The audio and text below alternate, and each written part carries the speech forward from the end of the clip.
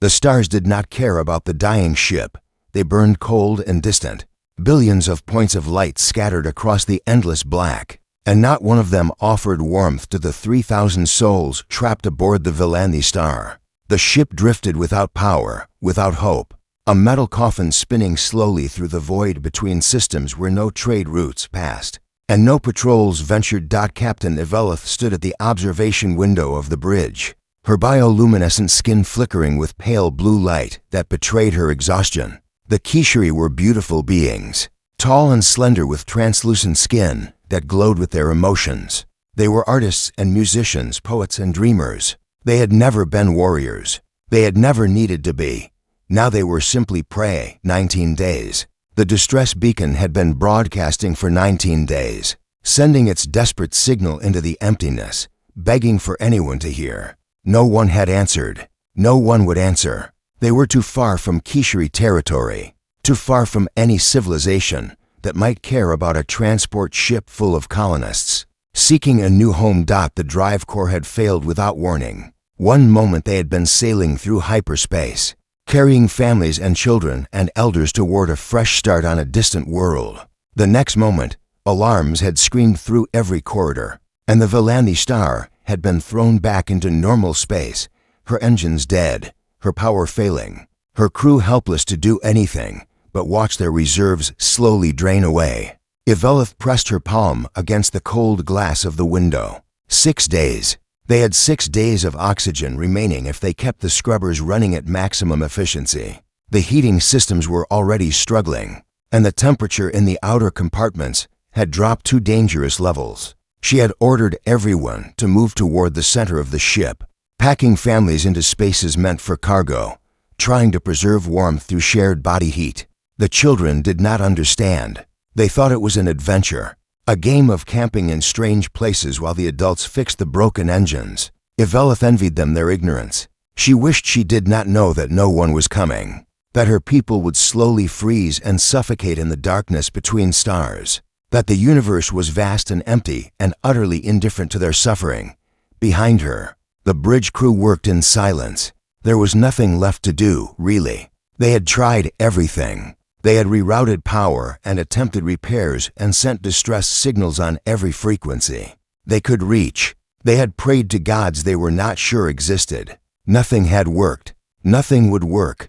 The door to the bridge slid open, and Elder Sorveth entered slowly. He was old. His glow faded to a gentle amber that spoke of wisdom earned through many decades of life. He had been a teacher once, a keeper of stories and histories. Now he was simply another passenger waiting to die. The families in Compartment 7 are asking about rescue again, Sorveth said quietly. They want to know when help will arrive. Eveleth did not turn from the window. What did you tell them? That we must be patient. That the universe is large and signals travel slowly. That someone will hear us eventually. You lied to them. I gave them hope. Sorveth moved to stand beside her, his old eyes reflecting the cold stars. Hope is sometimes more important than truth, Captain, especially for the children. Eveleth closed her eyes. We should have taken the established route, the safe passage through Covenant space. I wanted to save time, to reach the colony world faster, and now, you made a reasonable decision based on the information you had, Sorveth said gently. The drive core failure was not your fault. It was simply bad luck, and bad luck does not discriminate between the cautious and the bold. My caution or boldness does not matter now. 3,000 people are going to die because I chose wrong. Sorveth was quiet for a long moment. Then he said, Do you remember the old stories, Captain? The ones we tell children about the galaxy beyond our borders? Eveleth frowned. Which stories? The stories about humans. A chill ran through Eveleth that had nothing to do with the failing heating systems. Yes, she remembered those stories. Every Kishari child learned them. Whispered warnings about the strange beings from a distant yellow star. Humans were violent. Humans were dangerous.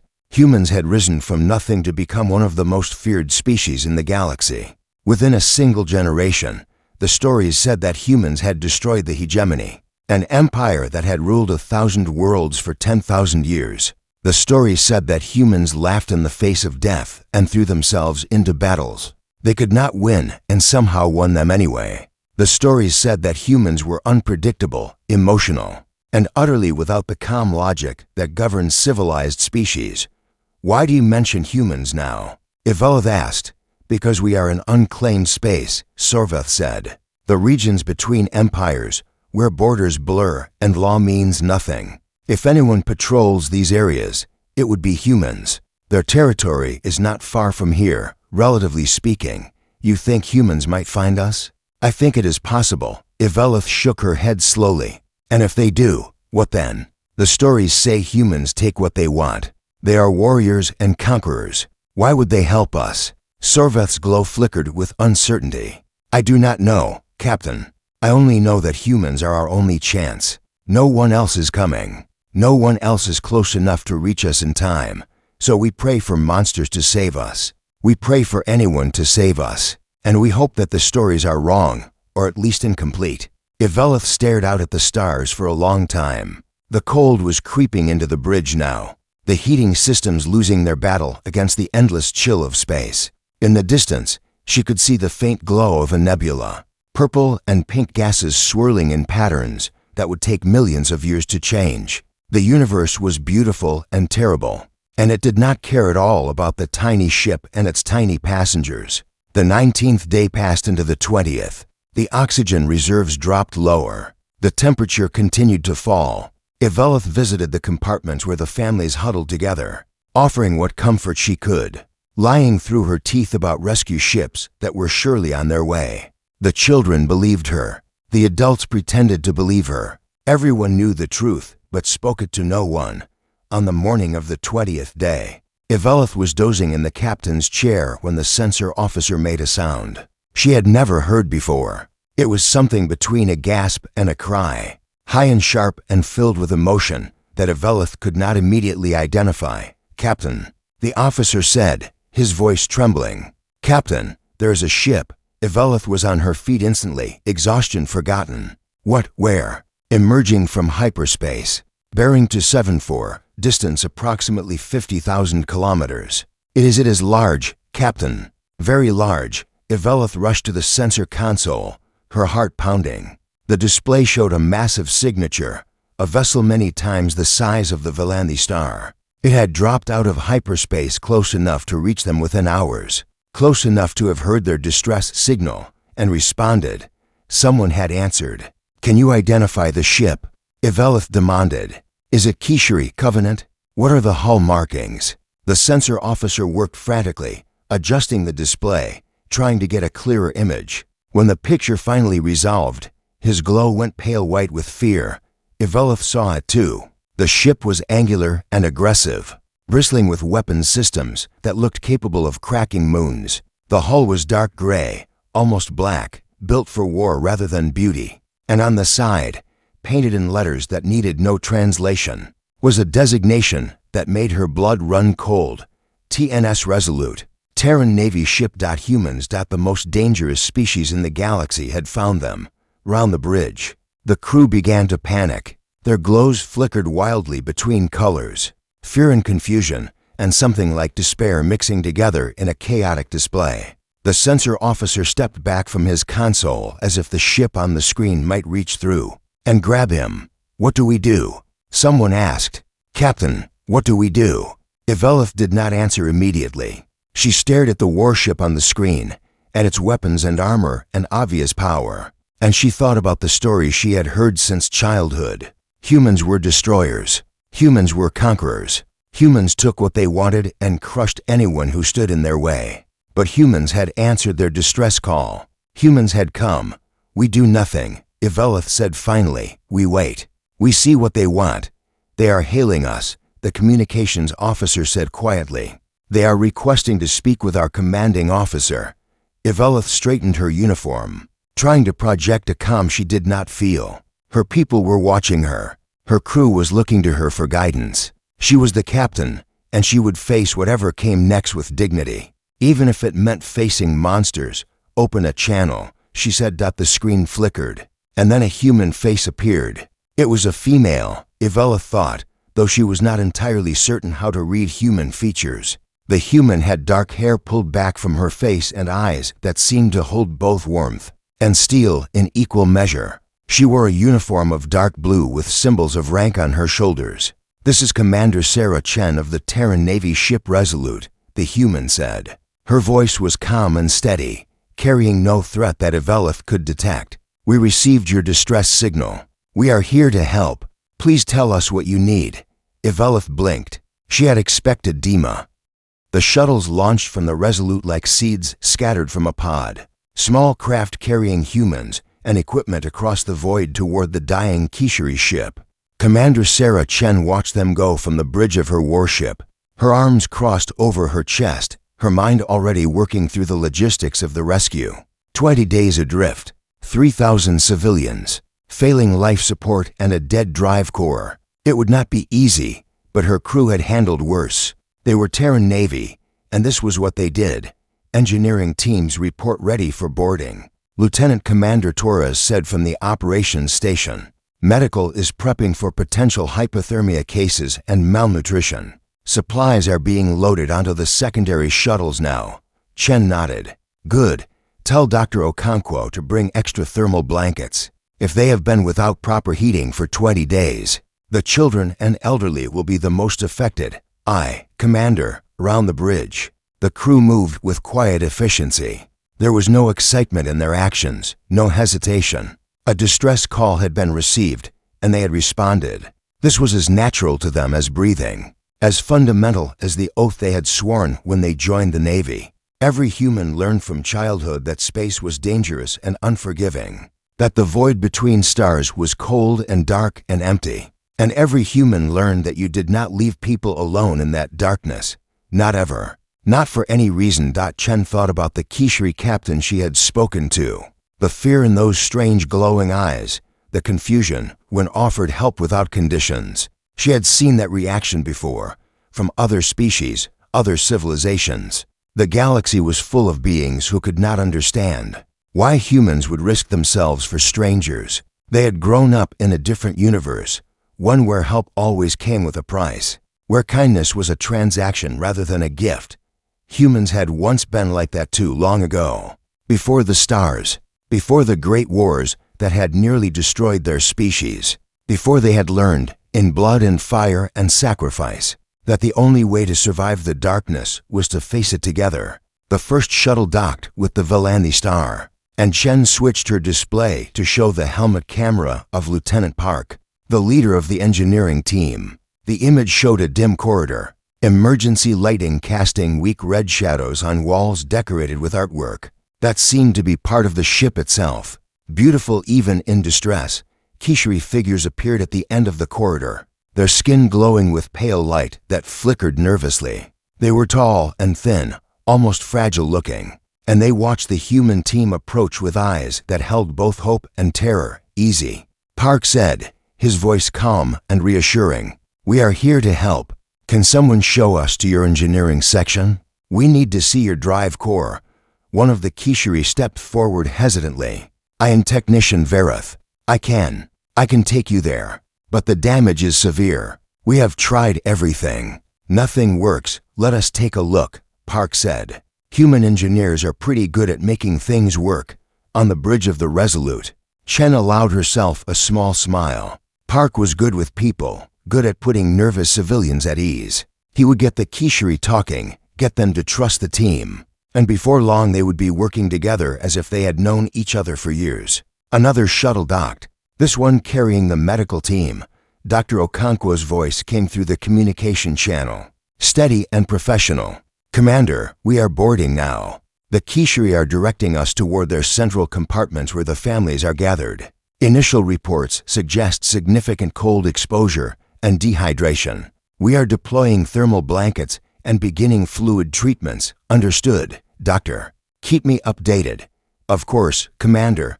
Chen returned her attention to the main display, watching the sensor readings that showed the empty space around them. They were far from any established territory, far from patrols and checkpoints and the safety of civilization. Anything could be out here in the dark between stars. Pirates, raiders, slavers looking for easy prey. She did not like being stationary. A warship was meant to move, to hunt, to respond. Sitting still made them vulnerable. But the Kishiri needed help, and that meant staying until the job was done. Aboard the Vilani Star, the human teams spread through the ship like medicine flowing through veins. They brought light and warmth and hope to people who had resigned themselves to death. In the engineering section, Lieutenant Park and his team studied the damaged drive core, speaking in technical terms that the Kishiri could barely follow. In the medical bay, Dr. Okonkwo treated children who had grown too cold and too hungry, wrapping them in blankets that seemed impossibly warm and giving them drinks that tasted like nothing they had ever experienced. Captain Eveleth walked among her people, watching the humans work. She could not understand them. Everything she had been taught, everything she had heard in stories and warnings, told her that humans were dangerous, violent, unpredictable. Yet here they were, moving through her ship with gentle hands and soft voices, asking nothing in return for their aid. A human medic was kneeling beside an elderly Kishiri, an old female named Svetha, who had been struggling with the cold more than most. The medic was a young male with dark skin and kind eyes, and he was adjusting a heating pad beneath Svetha's back while speaking to her in slow, careful words. "This will help warm you up," the medic said. "The temperature should be comfortable, but please tell me if it is too hot or not hot enough. Can you understand me?" Svetha's glow flickered with confusion. "Why? Why do you help us? We are not your people. We are not your responsibility." The medic smiled, and there was something in that smile that Eveleth could not quite identify. It was warm and sad and understanding all at once. "Everyone is our responsibility," he said simply. "That is what it means to be human." Eveleth moved on, her mind struggling to process what she was seeing. In another compartment, a human engineer was showing a group of Kishiri children how to use a device that produced light and heat from a small power cell. The children were laughing, their fear forgotten in the joy of this new game. The engineer was laughing too, making exaggerated expressions that sent the children into fits of delight. These were the monsters. These were the destroyers of empires, the breakers of worlds, the most feared species in the galaxy. Elder Sorveth found her standing in a corridor, watching a human doctor treat a sick infant while the mother wept with relief. "You see it too," Sorveth said quietly. "The contradiction. I see nothing that makes sense," Eveleth admitted. "They are supposed to be killers, conquerors. Why are they acting like this?" Perhaps the stories were wrong. Stories do not come from nothing. The hegemony fell. The Vraxian Empire was broken. Humans did those things. The violence is real. Sorveth nodded slowly. "Yes, the violence is real. But perhaps we have misunderstood its purpose. Perhaps we have confused the weapon for the wielder, the strength for the intention." Eveleth did not understand what he meant, but before she could ask, her communication device chirped urgently. It was the bridge, and the voice on the other end was frightened. "Captain, you need to come back immediately. There are ships approaching." Many ships. Eveleth ran. She reached the bridge breathless and afraid, her glow pulsing with alarm. The sensor display showed what her officer had described. Multiple contacts dropping out of hyperspace, surrounding the two vessels in a formation that spoke of hostile intent. 5 ships, each one bristling with weapons, each one marked with symbols that every spacefaring species learned to fear. Vraxian raiders. "Slavers, they must have been tracking us," the sensor officer said, his voice shaking. "Waiting for us to weaken. Waiting for the right moment." Eveleth stared at the display, horror flooding through her. The raiders had arrived at the worst possible time. The Kishiri were helpless, their ship still dead in space. And the humans were scattered throughout the Vilani Star, their warship sitting vulnerable and alone against 5 enemy vessels. The communication channel crackled, and a new voice filled the bridge. It was harsh and cruel, speaking in the common trade language that most species understood. "Attention, Kishiri vessel. This is Commander Kroth of the Vraxian Confederation. We have come to collect our cargo. Surrender your passengers peacefully, and you will not be harmed. Resist, and we will take them anyway, along with your lives." Eveleth felt her heart stop. Cargo. The raiders saw her people as cargo, as slaves to be taken and sold, as property rather than persons. She had heard stories about Vraxian slave markets, about the horrors that awaited those who were captured. Death would be better. Death would be mercy. But before she could respond, another voice came through the channel. It was calm and steady and carried an edge of steel that made the air feel colder. Vraxian vessel. This is Commander Sarah Chen of the Terran Navy ship Resolute. These people are under our protection. You will withdraw immediately or face the consequences. There was a moment of silence, and then Croth laughed. It was an ugly sound, full of contempt and amusement. One human ship against 5 of ours. You are brave, human, but you are also foolish. Take your little warship and leave. We have no quarrel with you. The Kishri are our prize, not yours. These people called for help. We answered. That makes them ours to protect. You would die for strangers? For beings you have never met? Yes. The single word hung in the air, simple and absolute. Evelth void between stars had never felt so small. Commander Croth stood on the bridge of his flagship, the Crimson Fang, watching the human warship with a mixture of amusement and irritation. One ship. The humans had sent one ship to protect the Kishri, and now that one ship was refusing to move, refusing to see reason, refusing to do the simple calculation that any sensible being would make. 5 against 1. The math was obvious. The outcome was certain. Yet the human commander spoke as if she held the advantage, as if her single vessel could somehow stand against his fleet.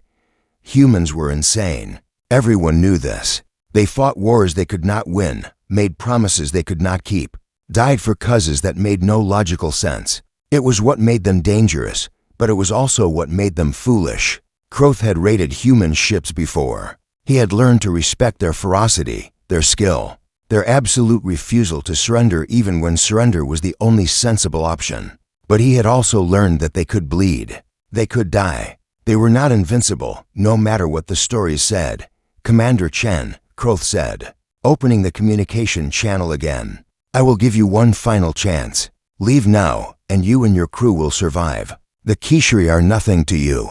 They are prey, weak and helpless, unable to defend themselves. Why throw away your lives for animals? The human's voice came back calm and steady, without a trace of fear. They are not animals. They are people, and we do not abandon people. Then you will die, maybe, but we will not abandon them. Croth felt a flash of genuine confusion. He had seen many species in his years of raiding, had learned to read their reactions, their fears, their breaking points. Humans were difficult because they seemed to lack breaking points entirely. They would fight until they were dead, never yielding, never surrendering, never doing the sensible thing and saving themselves when the battle was lost. It was maddening. It was also, in a strange way, almost admirable.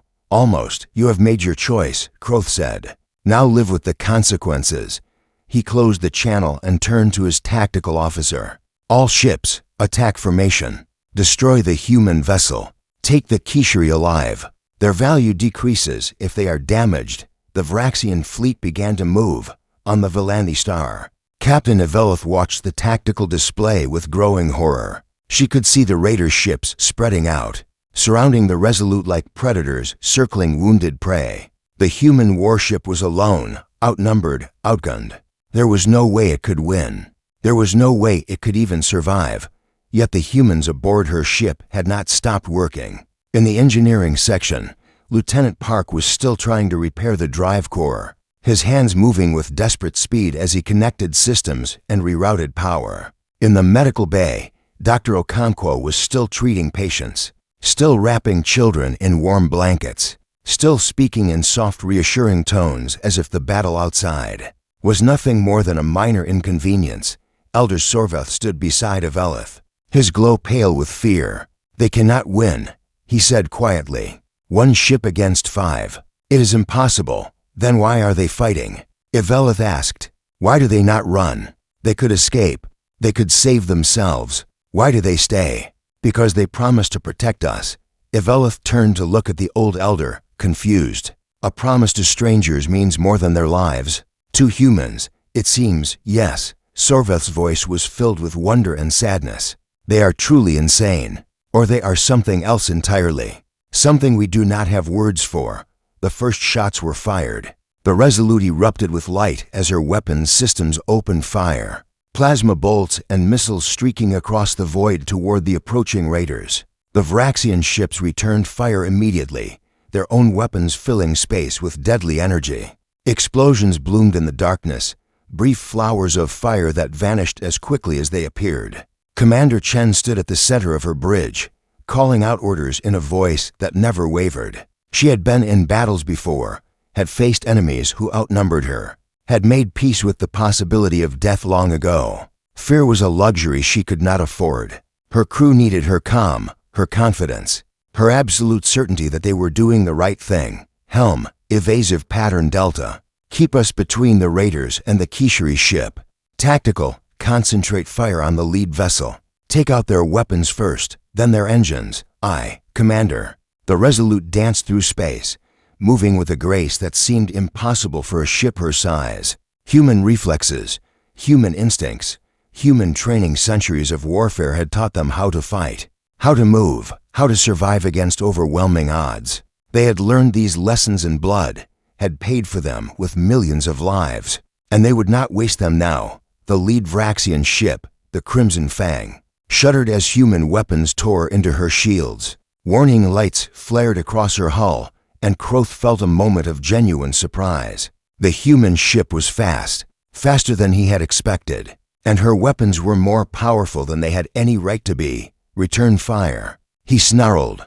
All ships, focus on the human vessel. Bring her down. For ships turned their weapons on the Resolute. The void lit up with destruction. Beams of energy and clouds of missiles converging on the human warship from every direction. Chen watched them coming, calculating trajectories, predicting patterns, finding the gaps in the storm of death. Helm, hardport. Angle our shields toward the Crimson Fang. Tactical. Launch countermeasures. The Resolute twisted in space, presenting her strongest shields to the heaviest fire while her countermeasures filled the void. With electronic noise and false targets, missiles that should have struck her hull detonated harmlessly in the distance. Energy beams splashed against shields that held far longer than they should have. But they could not hold forever. Shield 3 is failing, Lieutenant Torres reported. Hull breach on Deck 7. We have casualties. Chen's jaw tightened, but her voice remained steady. Seal the breach. Reroute power to Shield 3. And keep firing. The battle continued, minute after desperate minute. The Resolute scored hit after hit on the Vraxian ships, her weapons striking with terrible precision, her crew fighting with the skill and determination that had made humanity feared throughout the galaxy. But the raiders kept coming, kept firing, kept pressing their advantage in numbers. Aboard the Villandi Star, the Kishiri watched in stunned silence. They had seen battles before, in recordings and simulations and historical documents, but they had never seen anything like this. The human ship moved like a living thing, dodging and weaving through fire that should have destroyed her a dozen times over. Her weapons never stopped firing, never stopped finding targets, never stopped dealing damage to enemies that outnumbered her 5-1. And still the humans aboard the Villandi Star worked. Lieutenant Park had managed to restore partial power to the sensor ray, giving them a better view of the battle.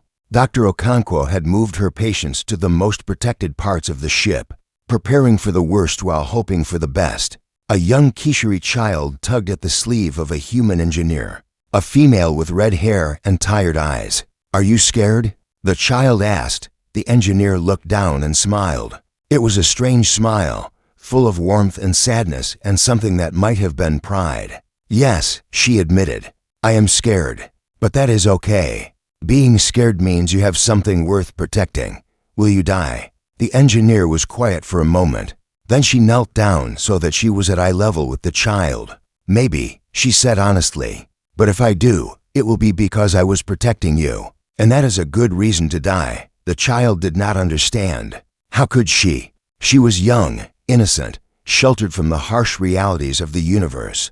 But something in the human's words touched her, made her feel safe even as the ship shook from the distant impacts of the battle outside. On the Resolute, Commander Chen tasted blood. A console had exploded near her, showering her with sparks and shrapnel, opening a cut on her forehead that bled freely. She wiped the blood from her eyes and kept fighting, Tactical, target the second ship.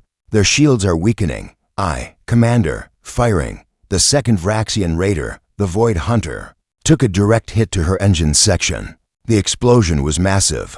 A ball of fire that consumed half the ship and left the rest drifting and dead. To down, but the Resolute was hurting. Her shields were failing, her hull was breached in multiple places, and her crew was dying. Damage reports came in from every section of the ship. Lists of casualties that Chen did not have time to mourn.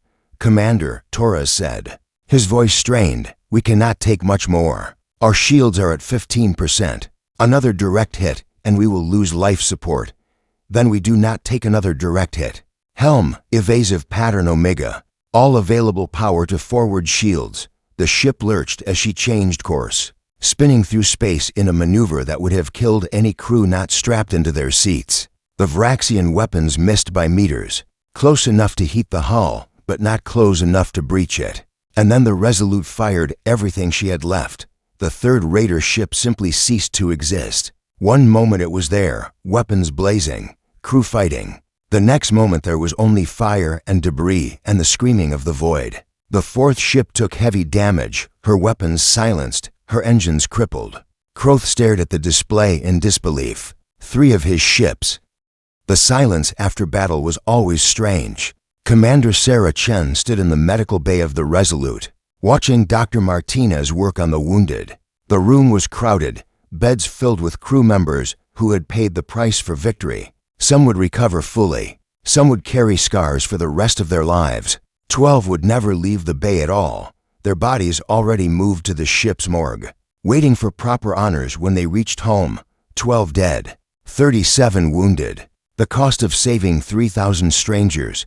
Chen did not regret the decision. She could not regret it, but she felt the weight of every life lost, every family that would receive the message no one wanted to deliver, every empty seat at tables back on Earth and the colonies. This was the burden of command, the price of leadership. You sent people to die, and you lived with the consequences. A hand touched her arm, and she turned to find Lieutenant Torres standing beside her. His left arm was in a sling, broken when a console exploded during the battle. But he had refused to leave the bridge until the fighting was over. The Kishiri captain is asking to speak with you, Torres said quietly. She has been waiting outside the medical bay for almost an hour. Chen nodded. She had been avoiding this conversation, though she was not entirely sure why. Perhaps it was the look she had seen in Eveleth's eyes, the mixture of wonder and confusion and something that looked almost like worship. Humans did not save the Kishiri because they wanted gratitude. They saved them because it was right. The difference mattered. Send her in, Chen said. Eveleth entered slowly, her glow shifting through colors that Chen did not know how to read. The Kishiri captain was tall, thin, fragile-looking in a way that made Chen want to protect her. She moved carefully among the wounded humans, her eyes taking in the blood and bandages and exhaustion. Commander Chen, Eveleth said, her voice soft. I do not have words. Then do not use them. Chen gestured to an empty chair near the wall. Sit, you look tired. Eveleth sat, though she seemed uncomfortable, out of place in this room full of wounded warriors. Your people are hurt because of us, because you chose to protect us. They are hurt because the Vraxians chose to attack. The blame belongs to them, not to you. But if we had not been here, then the Vraxians would have attacked someone else, some other ship, some other species, some other victims. The evil was in their choice, not in your existence. Chen sat down across from the Kishiri captain, wincing slightly as her bruised ribs protested. Do not carry guilt that is not yours to carry. Eveleth was quiet for a long moment. Her glow had settled into a soft blue, something that Chen guessed might indicate sadness or confusion. I have been watching your people, she said finally. Since the battle ended, they have not stopped working. Your ship is damaged, your crew is wounded, and yet they are still aboard my vessel, still repairing our drive core, still treating our sick. Of course. Why of course? You owe us nothing. You have already saved us. Why do you continue? Chen smiled, though it was a tired smile. Because the job is not finished. Your ship is still broken. Your people still need help. We do not stop until everyone is safe. But your own ship needs repairs. Our ship can fly. Yours cannot. We have time. You do not. Chen shrugged, then winced again at the pain in her ribs. It is not complicated. We help those who need help most, and right now, that is you. Evelith shook her head slowly. You speak as if this is obvious, as if everyone would do what you have done. But they would not, Commander. No one would. In my experience, in everything I have learned about the galaxy, no one helps without expecting something in return. Then your experience has been with the wrong people. The Kishiri captain studied Chen's face, searching for something deception, perhaps, or hidden motives. She found neither. The humans' eyes were tired and pained, but they were honest. Whatever else humans were, whatever violence they were capable of, this woman was telling the truth. I want to understand, Evelith said quietly. I need to understand. We have stories about your people, Commander. We teach our children to fear you. We say that humans are destroyers, conquerors, the most dangerous species in the galaxy. We say that you brought down the hegemony and shattered the Vraxian Empire, and left entire worlds burning in your wake. Are these stories wrong? Chen was silent for a long moment. When she spoke, her voice was thoughtful, careful. The stories are not wrong. We did those things. We destroyed the hegemony and broke the Vraxian Empire and fought wars that left entire systems in ruins. We are capable of terrible violence, terrible destruction. Your people are right to know this. Then how do you explain what you have done for us? How can the same species that burns worlds also give blood to save strangers? Because we are both. Chen leaned forward, meeting Evelith's eyes. Humanity is not one thing. We are not purely violent or purely peaceful, not purely selfish or purely generous. We contain all of these things, and we choose which to express. The violence you have heard about was always in response to something else. The hegemony enslaved billions. The Vraxian Empire consumed worlds. We destroyed them not because we love destruction, but because we could not allow their evil to continue. And when there is no evil to destroy, when there is only a broken ship full of frightened colonists, then we protect, we heal, we answer distress calls, and repair drive cores and wrap cold children in warm blankets. Chen's voice softened. We are dangerous, Captain Evelith. Your stories are correct about that. But we choose who we are dangerous to. We choose what our strength is for. And we have chosen to be guardians, not conquerors. Protectors, not predators. Evelith sat with this for a long time. Around them, the medical bay hummed with activity, doctors treating wounds, patients resting. The quiet machinery of healing at work. It was strange, she thought, to have this conversation here, surrounded by evidence of human fragility and human sacrifice. Your people died for us, she said finally. I saw the reports. 12 dead, many more wounded. They did not know us. They had no reason to care about us. Yet they gave their lives. Yes, do their families know? Will they understand? Chen's expression flickered, and for a moment Evelith saw something behind the calm grief, perhaps, or guilt. They will understand, the commander said quietly. Every human family understands. When we send our children into space, we know what we are asking of them. We know they may not come home, and we know that if they die, it will be for something that matters. How can you bear it? How can you accept such losses? We do not accept them. We carry them. Chen touched her chest, above her heart. Every life lost is a wound that never fully heals. But we would rather carry those wounds than live in a galaxy where the strong prey on the weak, and no one comes when you call for help. Evelith felt her glow shifting again. Colors she could not control. She had come to this room with questions, and she was leaving with more questions than before. But she was also leaving with something else, something unexpected. Hope, wonder, the beginning of a new understanding. Commander Chen, she said, rising from her chair, when our ship is repaired and our people are safe, what will you do? Continue our patrol, repair our own vessel, report to command. Chen shrugged. The usual. And if we wanted to thank you? If we want to repay what you have done? Chen smiled, and this time the smile reached her eyes. You do not need to repay us. That is not why we did it. She paused, considering. But if you want to do something, remember this moment. Remember that when you were alone in the darkness, someone answered. And someday, when you have the chance to help someone who is lost and afraid, Do not calculate the cost. Do not ask what you will receive in return.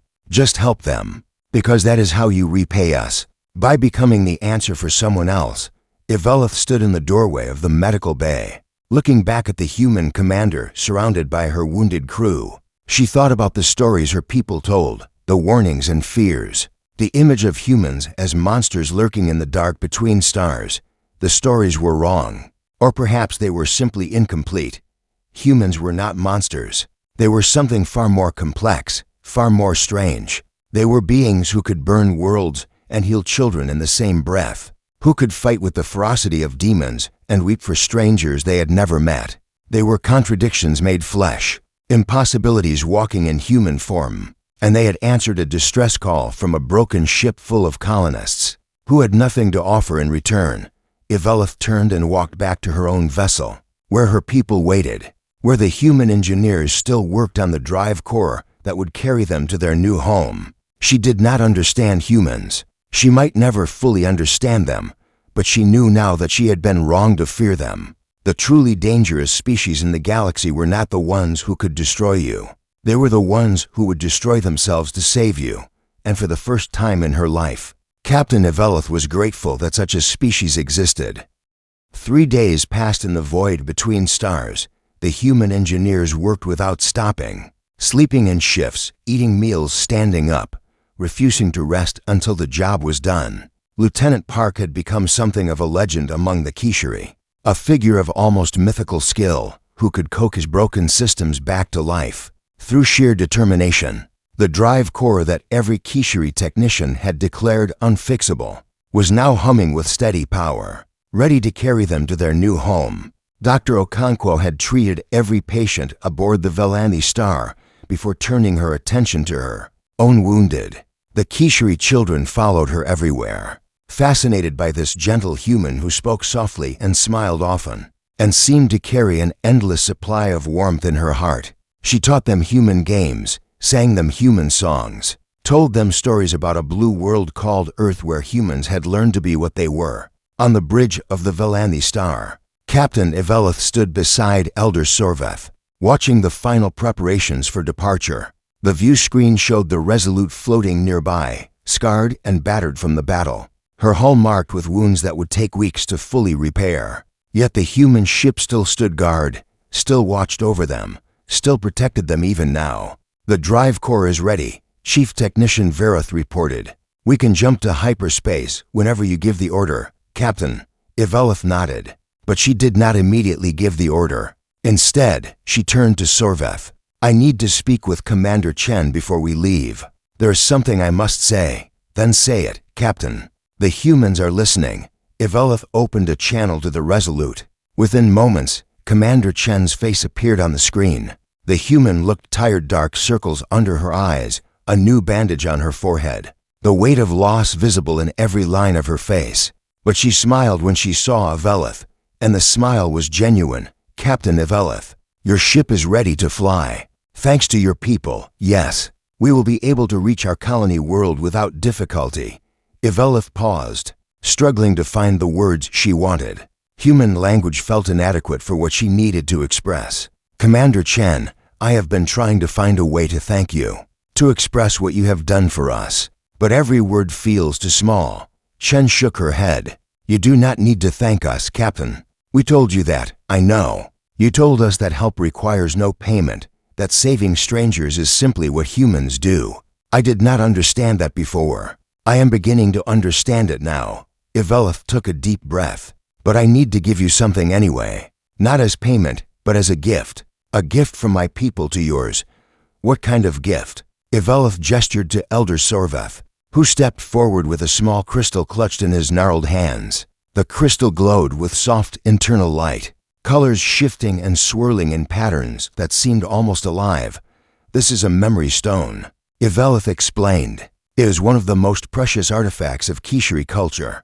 We use them to record our histories, our songs, our stories. This one contains the story of what happened here, the story of how a human warship answered a distress call from strangers and fought against impossible odds to save them." Chen's expression softened. "You do not need to, please." Eveleth's voice was firm but gentle. This story must be told. My people have believed lies about humans for too long. We have taught our children to fear you without understanding why you are truly dangerous. This memory stone will correct that. It will show them the truth that humans are dangerous because they will die for people they have never met, fight for causes that bring them no benefit, sacrifice everything for a promise made to strangers. She paused, her glow brightening with emotion. Commander Chen, before I met you, I thought humans were monsters. I thought the stories of destruction and conquest were all there was to know about your species. I was wrong. You are not monsters. You are guardians. You are protectors. You are the answer when someone calls for help in the darkness. Chen was quiet for a long moment. When she spoke, her voice was thick with emotion that she did not try to hide. We are not perfect, Captain. We make mistakes. We fail. Sometimes we choose wrong. But we try. Every day, we try to be worthy of what our ancestors built, what our children will inherit. We try to be the species that answers instead of the species that ignores. You have succeeded. Evelith bowed her head in the Kishari gesture of deepest respect. On behalf of 3,000 colonists, on behalf of every child you saved and every elder you healed, I thank you. Not because you need thanks, but because you deserve them. Chen returned the bow as best she could, a human approximation of the Kishari gesture. It has been our honor, Captain Evelith. Safe travels to your new home. The channel closed, but the connection remained. Something had passed between the two ships, the two species. Something that transcended language and culture and the vast distances of space. Understanding, respect, the beginning of something that might, in time, grow into friendship. The Velanistar's engines powered up, filling the ship with a gentle hum that spoke of life and motion and futures yet to come. The colonists felt it and knew what it meant. They were going home. After 23 days of fear and despair, after coming within hours of death, they were finally going home. Captain Evelith gave the order, and the stars stretched around them as the ship entered hyperspace. The last thing they saw through the view screen was the Resolute, scarred and battered and beautiful, watching over them until the very end. In the colony ship's common areas, the Kishari gathered to share their stories. Parents told children about the humans who had saved them. Elders spoke of Commander Chen and her crew, of Lieutenant Park and Dr. Okonkwo, of the engineers and medics and warriors who had given everything to protect strangers. The stories spread through the ship like light through darkness, pushing back the fear that had gripped them for so long. Elder Sorveth sat among a group of children, the memory stone glowing softly in his hands. The children watched with wide eyes, their glows flickering with curiosity and wonder. Tell us again, one child said. Tell us about the humans. Sorveth smiled, his old face creasing with warmth. The humans are a strange species, he began. They come from a small blue world orbiting a yellow star, far from the great empires of the galaxy. For many years, we believed they were dangerous. We taught our children to fear them, to avoid their ships, to run from their shadow. Were we right to fear them? Another child asked. Sorveth considered the question carefully. Yes and no, he said finally. The humans are dangerous. They have destroyed empires and shattered fleets and left worlds burning in their wake. Anyone who challenges them does so at great risk. But the humans are not dangerous in the way we believed. He held up the memory stone, letting its light play across the children's faces. The humans are dangerous because they care. They are dangerous because they will fight for people they have never met, die for promises they had no reason to make, sacrifice everything for strangers who cannot repay them. They are dangerous because they have decided that no one should be alone in the darkness, and they are willing to enforce that decision with all the power they possess. Is that a good kind of dangerous? A young voice asked. It is the best kind, Sorveth replied. It is the kind of dangerous that protects instead of destroys, the kind that saves instead of conquers, the kind that answers when you call for help, even when you have nothing to offer in return. The children were quiet, processing this new understanding. Their glows shifted and changed, fear fading into something brighter, something that looked almost like hope. Will we see the humans again? One child asked. Sorveth looked out the viewport at the swirling colors of hyperspace, thinking about the battered warship they had left behind. The commander with blood on her face and steel in her eyes. The crew that had worked and fought and bled for people they did not know. I hope so. He said softly. I truly hope so. Years passed. The Kishiri colonists reached their new home and built their new world. They planted gardens and raised families and created art that sang of their journey and their salvation. And in every school, in every community hall, in every place where young Kishiri gathered to learn about the galaxy, a new story was told. It was the story of a broken ship in the darkness, of a distress call that had gone unanswered for 20 days, of the moment when hope had died and the cold had crept into every corner of their lives. And it was the story of what happened next, the story of a human warship emerging from hyperspace, her weapons silent, her crew offering help without conditions. The story of engineers who worked for days without rest, of doctors who healed the sick and comforted the frightened, of warriors who fought against impossible odds and won.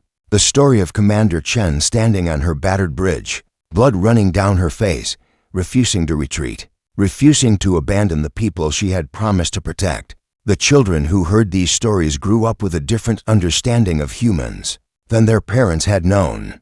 They learned that the most dangerous species in the galaxy was also the most compassionate. They learned that strength and kindness were not opposites, but partners. They learned that in the cold darkness between stars, the answer to fear was not violence or isolation, but connection, community, the simple act of answering when someone called for help. And when those children grew up and had children of their own,